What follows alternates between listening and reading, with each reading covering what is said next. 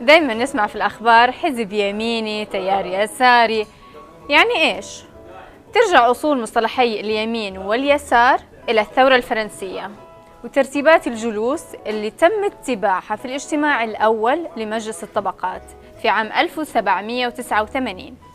كان يجلس في الجانب الأيمن المؤيدين للملكية والأرستقراطية، بينما المنادون بإسقاط الملكية كانوا في اليسار. يعني المصطلحين بيعبروا عن المواقف السياسية والفكرية.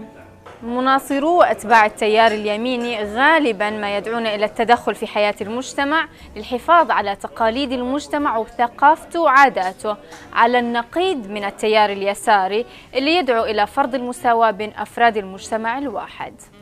طيب خليني أبسطها أكثر. لحظة.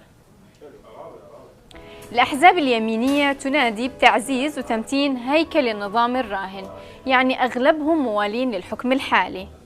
بينما في الجانب المقابل أجنحة اليسارية تدعو للتغيير جذري للأنظمة والقوانين الحالية. في معظم دول الشرق الأوسط اللي فيها أحزاب وكده يقصدوا باليسار العلمانية والمعارضة، مع أنه بعض الحركات اليسارية التاريخية كانت تتبنى معتقدات دينية زي مارتن لوثر كينج اللي عمل ثورة في أمريكا.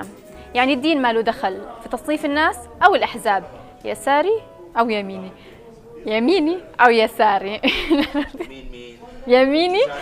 لا، يميني أو يساري، يعني يساري المشاهد ويميني.